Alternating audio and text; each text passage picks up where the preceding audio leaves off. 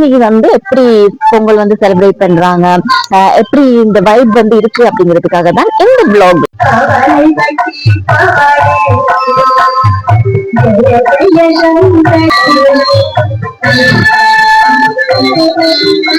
ஃபைனலா இப்ப நாங்க எங்க இருக்கோம் அப்படின்னு சொன்னா நம்மளோட கோவில்ல நிக்கிறோம். அதாவது காலையில 6 மணில இருந்து 9:36 சுப நேரம் இருக்குது. கை பிறந்தால் வழிபிறக்கு சரிங்களா. அதற்காக நமக்கு நம்மளுடைய கஷ்டங்கள்லாம் தீங்கணும்னு சொல்லிதான் நம்மளோட பிரார்த்தனை நினைச்சுதான் நம்ம சூரிய பகவானுக்கு நம்ம கேட்கிற வரங்களை கேட்டு எல்லாமே செழிப்பாக இருக்கும்னு சொல்லியிருந்தா இந்த இதை நம்ம பூஜையா செய்யணும். கிட்டத்தட்ட 6 மணில இருந்து 9 மணி வரைக்கும் நல்ல நேரம் இருக்கும். 8 மணிக்குள்ளேயே பொங்கல் வைக்க ஸ்டார்ட் பண்ணிட்டாங்க. அப்ப அது நல்ல நேரம் இல்லையே. அது இறைவனுக்கு படைக்கிறது வந்து நல்ல நேரம் பார்க்க தேவையில்ல. ஹாய் எல்லாரும், குட் மார்னிங். சூரியன் எப்படி உதிக்கும் அப்படிங்கறத வந்து இன்னைக்கு தான் நான் நேரடியா பாத்திருக்கேன். என்னைய பொறுத்த வரைக்கும் இன்னும் பார்க்கல, இன்னும் கொஞ்ச நேரத்துல பாத்துருவேன். என்னை பொறுத்த வரைக்கும் நான்லாம் ஒரு 10 மணி கோஷ்டி, வெளியா எழும்புறதும் இல்ல ஒன்னும் இல்ல. சோ இன்னைக்கு எல்லாமே தைத்திருநாள கொண்டாடுறீங்க 2026ஆம் ஆண்டுக்காக. சோ இன்னைக்கு வந்து எப்படி பொங்கல் வந்து செலிப்ரேட் பண்றாங்க, எப்படி இந்த வைப் வந்து இருக்கு அப்படிங்கிறதுக்காக தான் இந்த vlogல நாங்க ஒரு பொங்கல் வைப் அப்படின்னு சொல்லி vlog வந்து ஸ்டார்ட் பண்ணிருக்கிறோம். காலையில எழுந்து மாமலாம் கழுவி ரெடி ஆகி அப்படியே பூ வச்சு கைக்கு வளையல் போட்டு அப்படியே பொட்டு வச்சு ரெடி ஆகியாச்சு. சோ இன்னைக்கு நாள் எப்படி அமைய போகுது, இந்த பொங்கல் எப்படி அமைய போகுது அப்படிங்கிறது இந்த வீடியோ ஃபுல்லா நாங்க பார்த்து தெரிஞ்சு கொள்ள போறோம். மிஸ் பண்ணிடாதீங்க, நாங்க பார்க்கலாம்.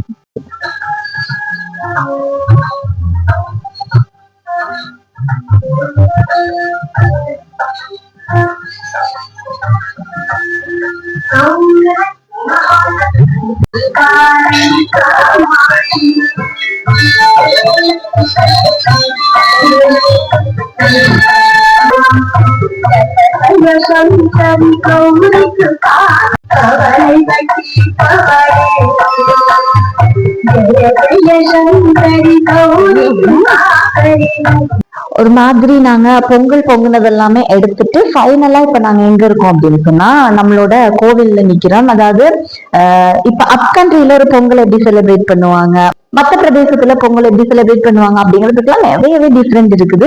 இப்போ நான் நிக்கிறது வந்து அப்கண்ட்ரியில பொகனந்தலாவ கொட்டியாகல்ல அப்பர்ல இருக்கக்கூடிய கோவில்ல தான். ஸோ கோவில்ல வந்து இந்த முறை பொங்கல் வந்து வைக்க கிடையாதான். ஒரு சிலவங்க என்ன பண்ணுவாங்கன்னா கோவில்லையும் வந்து அவங்க நேர்த்திக்கடனுக்கோ எனத்துக்கோ கோவில்லையும் பொங்கல் வைப்பாங்களாம்.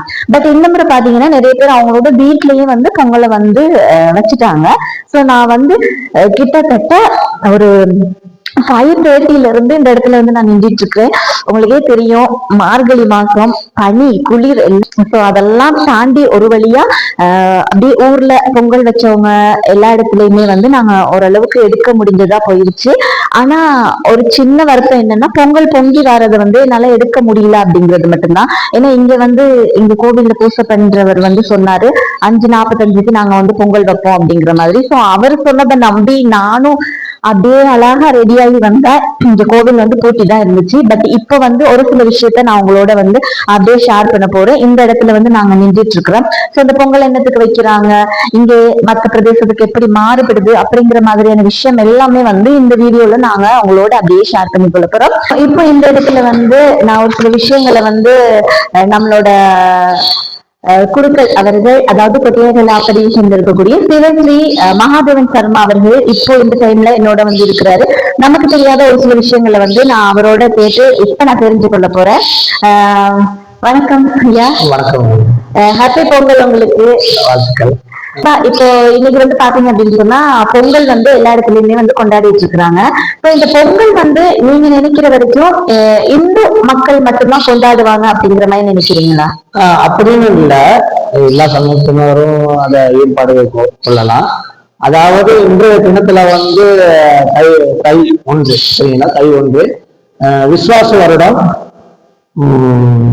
தை மாதம் 1ஆம் நாள் சூரிய பொங்கல். சூரியனுக்கு நமஸ்காரம், அதாவது சூரியனுக்கு வந்து நம்மளால முடிந்த நெய்வேத்தியத்தை படைச்சு அவருக்கு சமர்ப்பிக்கிறது தான் தைப்பொங்கல் என்று சொல்லப்படுகிறது. இன்றைக்கு காலையில 6 மணில இருந்து 9:36 சுப நேரம் இருக்குது. அதாவது மகர லக்னத்துல துவாதசி திதியிலையும் கேட்ட நட்சத்திரம் விருச்சிக ராசியில இந்த திதியில வருது.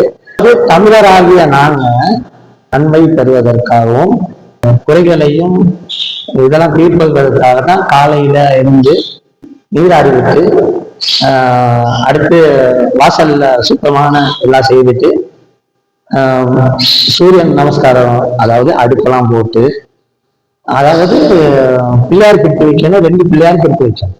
அந்த 2ல வந்து மஞ்சள் பிள்ளையார் ஒன்றும் சாணத்தாலும் பிள்ளையார் வைத்து, எதுக்கு அந்த 2 பிள்ளையார் வந்து எந்த ஒரு இந்து மதத்துல வந்து எந்த ஒரு காரியம் செய்தாலும் பிள்ளையார் இல்லாம செய்யலாம். அதாவது முதல் கடவுளாக வணங்கப்படுவது பிள்ளையார். அந்த 2 விதமா பிடிக்கிறீங்கல்ல, அதுக்கு அதாவது வந்துட்டு சாணத்தால பிடிக்கிறது வந்து அதாவது கோசலம் கோசலத்தால, அதாவது அந்த இடத்த வந்து தூய்மையாக இருக்கிறதுனால அந்த கோசலத்தால பிடிச்சு வைக்கிறது. மஞ்சள் பிள்ளையார் வந்து எந்த ஒரு காரியம் செய்தாலும் மங்களகரமாக இருப்பதற்காக அந்த பிள்ளையாரு பிரிக்கப்படுகிறது. சாங்கோலம் போட்டு அங்கே அடுப்பு ஒண்ணு போட்டு சூரியன் முகமாக கிழக்கு முகமாக வைத்து 2 வகையான பொங்கல் வைக்கிறது. அதாவது வெண்பொங்கல், சக்கரை பொங்கல். சரிங்களா? இது 2ஐயும் படைத்து சூரியனுக்கு நெய்வேத்தியம் பண்ணுவது நமது தமிழருடைய பண்பாடாக இருக்கிறது. இப்ப கண்டிப்பா நீங்க வந்து சொன்னீங்க 2 வகையான பொங்கல் வைக்கணும் அப்படிங்கிற மாதிரி. இப்ப கட்டாயமா 2 வகையான பொங்கல் வைக்கணும். ஒரு வீட்டுல வந்து 2 பொங்கல் வைக்கணும் அப்படின்னு சொல்றீங்க? ஆமா ஆமா. சக்கரை பொங்கல் வெண்பொங்கல் கட்டாயம் சூரியனுக்கு வந்து நம்ம படைக்க வேண்டியது. ஒரு பொங்கல் வச்சுட்டாங்க அப்படின்னு சொன்னா அவங்களால முடிஞ்ச வந்து எதுவுமே இதை இவ்வளவுதான் செய்யணும் கேட்கலாம். நம்மளால இயன்றதை செய்யறதுதான் நமக்கு, நம்ம கையில எவ்வளவு பொருளாதாரம் இருக்கோ. நீங்க வந்து சூரிய பொங்கல் வந்து வைக்கிறீங்க, அது என்ன அவசியம் சூரிய பொங்கல் வைக்கிறது? அதாவது தை திருநாள், தை பிறந்தால் வழி பிறக்கு. சரிங்களா? அதற்காக நமக்கு நம்மளுடைய கஷ்டங்கள்லாம் தீங்கணும்னு சொல்லிதான், நம்மளோட பிரார்த்தனை நினைச்சுதான் நம்ம சூரிய பகவானுக்கு நம்ம கேட்கிற வரங்களை கேட்டு எல்லாமே செழிப்பாக இருக்கும்னு சொல்லியிருந்தா இந்த இதை நம்ம பூஜையா செய்யணும். இப்ப நீங்க முதல்ல வந்து சொல்லியிருந்தீங்க கிட்டத்தட்ட 6 மணில இருந்து 9 மணி வரைக்கும் நல்ல நேரம் இருக்கும். என்கிட்ட 6 மணில இருந்து 9 மணி வரைக்கும் மகர லக்கணம் இருக்கு. அந்த மகர லக்கணத்துலதான் இந்த சூரிய நம்ம பொங்கலை வைக்கணும். அப்போ நாங்க வந்து இப்ப சில வீடியோஸ் வந்து எடுத்துட்டு வரப்ப பாத்தீங்கன்னா வெள்ளனாவே பொங்கல் வைக்க வந்து ஸ்டார்ட் பண்ணிட்டாங்க. 5 மணி அப்பவே ஸ்டார்ட் பண்ணிட்டாங்க. அப்போ அவங்க வந்து 5 மணிக்குள்ளேயே பொங்கல் வைக்க ஸ்டார்ட் பண்ணிட்டாங்க. அப்ப அது நல்ல நேரம் இல்லையா? அதாவது இறைவனுக்கு படைக்கிறது வந்து நல்ல நேரம் பார்க்க தேவையில்ல. அதாவது இந்த லக்கணத்துல வச்சா இன்னும் மேன்மையாக அவனோட இது உயரும், அதாவது இறைவனை போய் சேரணும் அப்படிங்கிறதுக்காக தான் நாங்க சொல்றோம். அந்த மகர லக்கணத்துல வந்து புண்ணியமான ஒரு இது. அப்ப நீங்க சொல்ல வரீங்களா, இப்ப இதுக்கு முன்னுக்கு 5 மணி 6 மணி அதாவது இல்ல புண்ணியம் இல்லாம இல்ல, இன்னும் நம்ம ஆளுங்க அந்த லக்கணத்தை யாரையும் வந்து கேட்டு அது தெரிஞ்சு, அதாவது இந்த லக்கணத்துல வந்து என்கிட்ட இப்ப எல்லாத்துக்கும் தெரியாது. இந்த டைம்ல வச்சாதான், இந்த மகர லக்கணத்துல வச்சாதான் எது சேரும் அப்படின்னு யாரும் தெரியாது. யாருமே குற்றம் யாருமே இல்லாத சொன்னதே இல்லை. வந்து கிராமத்துல இருக்கிறதுனால நம்மளுக்கு பொருளாதார ரீதியாகவும் பாதிக்கப்படுகிறது.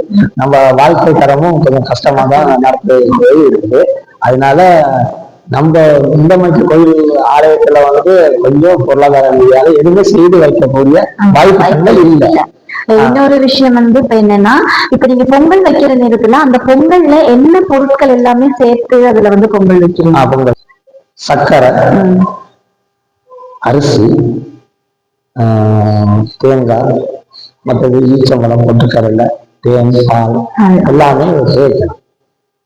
இப்போ வந்து பாத்தீங்கன்னா இப்ப ஸ்ரீலங்காவிலேயே நிறைய இடத்துல வந்து பிரதேசத்துக்கு பிரதேசம் இந்த பொங்கல் முறைகள் வந்து மாறுபடுது. இப்ப இந்தியாவோட நாங்க ஒரு சில விஷயங்கள்ல பிணைந்து இருக்கிறோம். என்ன அப்படின்னு சொன்னா, இந்த பஜனை தூக்குற விஷயம் இருக்கு தானே. அப்ப மலையகத்தை பொறுத்த வரைக்கும் அது வந்து இந்திய ஆக்களோட அந்த தமிழர்களோட சேர்த்து ஒரு சில விஷயங்கள் நம்மளோட பாரம்பரியத்திலயும் வந்திருக்கு. சில நேரம் நாங்க வந்து இந்திய வம்சாவளி மக்கள் அப்படிங்கறதுனால எங்களுக்கு அதுல இருக்கக்கூடிய ஒரு சில விஷயங்கள் பிணைக்கப்பட்டிருக்கா அப்படிங்கிறதும் தெரியல.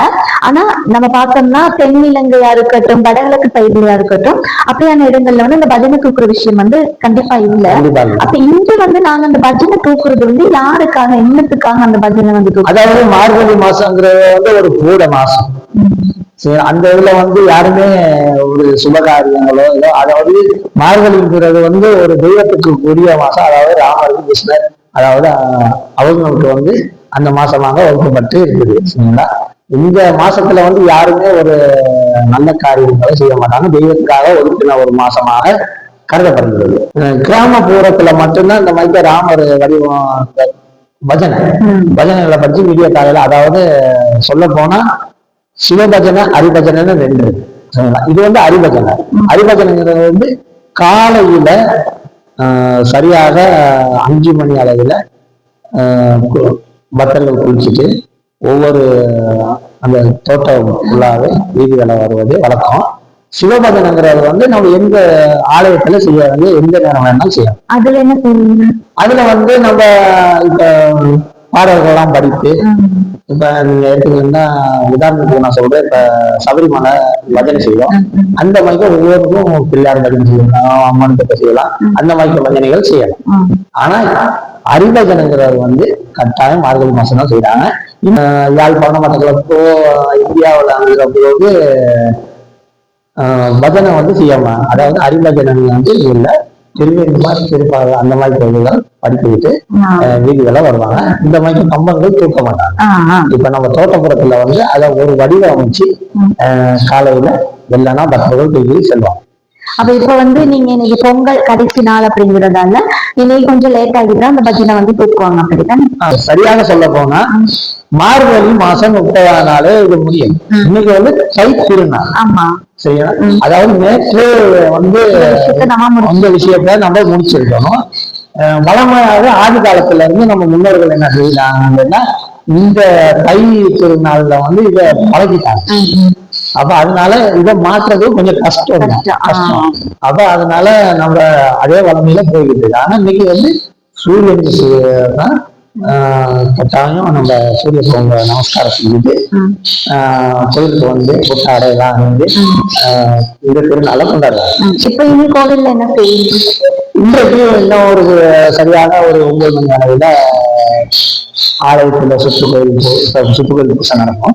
அங்கிட்டு 9 மணி நேரத்துல வசந்த மண்டப பூசை நடந்து, அதாவது ராமர் வந்து வெளி வீதியில வள வருவார். சரி, ஓகே. இப்ப நீங்க வந்து நிறைய விஷயம் நம்மளோட பகிர்ந்துக்கிட்டீங்க. இப்போ நாடு இருக்கிற இந்த ஒரு கண்டிஷன் நமக்கே தெரியும், இயற்கை சீற்றத்தால நிறைய இடங்கள் வந்து பாதிக்கப்பட்டிருக்கு. அப்போ இதுக்கு முன்னுக்கு நடந்த அந்த வருஷங்கள்ல பொங்கல் செலிப்ரேட் பண்ணவங்க இப்ப கண்டிப்பா இருக்க மாட்டாங்க. இன்னொன்னு அதை செலிப்ரேட் பண்ணக்கூடிய வகையிலான ஒரு இடத்துல கூட இப்ப மக்கள் வந்து இருக்கிறதுக்கு தயாரா இல்லை. இப்போ இந்த பொங்கல் விஷயங்கள் வந்து பாத்தீங்க அப்படின்னு சொன்னா உங்களுக்கு கருத்து என்னவா இருக்கும்? இப்போ நாங்க வந்து அடுத்த ஜெனரேஷன் வந்து உருவாகிட்டு இருக்கிறாங்க நம்மளுக்கு அப்புறமா. இப்ப நீங்க இதுக்கு முன்னாடி நீங்க சின்னாக்களா இருந்து உங்களுடைய அம்மா அப்பாவோட இருந்து உங்களுடைய தாத்தா பாட்டியோட இருந்து ஒரு சில கலாச்சாரங்கள் ஒரு சில மரபுகள் வந்து வழி வந்திருப்பீங்க. இப்ப அந்த அப்ப நீங்க பொங்கல் கொண்டாடினதுக்கும் இப்ப வந்து நீங்க இப்ப இருக்க ஆட்கள் கொண்டாடுறதுக்கும் என்ன விஷயம் நிறைய இல்லாம போயிருச்சு. முன்ன காலத்துல வந்து வழிபடுறது வந்து கூடுதலாக இருந்துச்சு. மிச்ச இறைவனை கடைபிடிக்கிறது குறைவாதான் இருந்தது. ஆலய தொண்டு செய்யறது குறைவாதான் இருக்கு. அது என்ன காரணம்? அது அதாவது இப்ப உள்ள அந்த இது வந்து அழிஞ்சுக்கிட்டு போகுதுன்னு சொல்லணும். என்னை பொறுத்தளவு இந்த ஆலயத்துல வந்து நானும் என்னால முயன்ற அந்த கலாச்சார இதெல்லாம் சொல்லி கொடுத்துருங்க. ஆனா இங்க உள்ள பக்தர்கள் வந்து மாறது அந்த பின்பற்றது வந்து சரியான குறைவா இருக்குது. இங்கே மட்டும் இல்ல, எல்லாமே இடத்துலயும் அது அந்த முன்னோர்கள் செய்யறதுக்கு அந்த இதெல்லாம் அப்படியே அழிஞ்சுக்கிட்டு தான் போகுதுன்னு சொல்லணும். நீங்க இதுக்கு முன்னாடி பொங்கல் கொண்டாடி இருக்கீங்க, அதுல இப்ப கொண்டாடுறதுல வந்து என்ன விஷயம் இல்லாம போயிடுச்சு? அதாவது முன்ன வந்து பார்க்கக்குள்ள இந்த வீதி கோலங்கள்லாம் போட்டு அந்த ஒவ்வொரு ஏரியாவுக்கு போகல அவ்வளோ மங்களகரமா இருக்கும். இப்ப வந்து அதெல்லாம் குறைவாக இருக்குது. அது மட்டும் இல்லாம ஹரிபஜனைங்கிறது வந்து 30 நாளும் வழிபடக்கூடிய, இந்த மார்கழி மாசம் 30 நாளும் வழிபடக்கூடிய ஒரு விழாவாக இருந்துச்சு. இப்ப வந்து பார்க்க போனா அது சரியான குறைவு. ஆண்கள் அந்த ஈடுபாடு கொள்றதும் சரியான குறைவாக இருக்குது.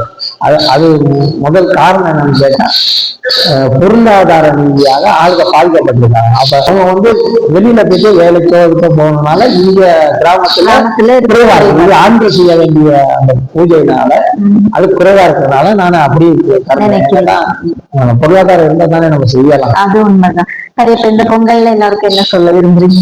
இந்த தைப்பொருள் நாள்ல வந்து எல்லாத்துக்கும் நல்ல சௌபாக்கியத்தோடு சகல கலைகளும் இருந்து கல்வி கலாச்சாரம் பெற்று எல்லோருமே நல்லா இருக்கணும்னு சொல்லி சோ ரொம்ப நன்றி. இன்னைக்கு வந்து நீங்க இப்போ இவ்வளவு வேலை உங்களுக்கு இருக்கு, இந்த ஒரு டைமை வந்து எங்களுக்கு ஒதுக்கி கொடுத்து நிறைய டீட்டெயில்ஸ் வந்து சொல்லியிருந்தீங்க, உங்களுக்கு ரொம்ப நன்றி.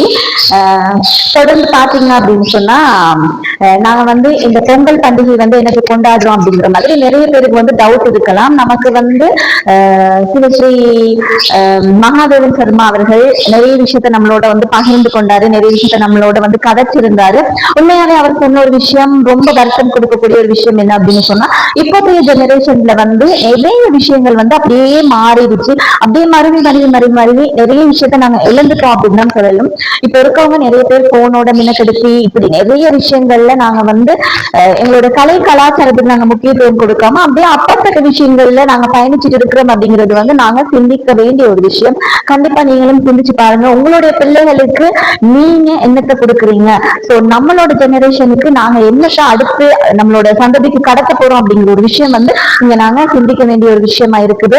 அதாவது இன்றைய நாள் பார்த்தோம் அப்படின்னு சொன்னா தை திருநாள் மார்கழி அப்படியே முடிஞ்சு தை முதலாவது நாள் வந்து அப்படியே ஸ்டார்ட் ஆகுது. இனிமே தை பிறந்தால் வழி பிறக்கும் அப்படிங்கிற மாதிரி சொல்லுவாங்க. சோ நம்மளுடைய வாழ்க்கையிலுமே வந்து தை திருநாள் மூலமா நிறைய விஷயங்கள் வந்து சக்சஸ்ஃபுல்லா அமையணும் அப்படிங்கிறது தான் எல்லாரோட ஆசையுமே.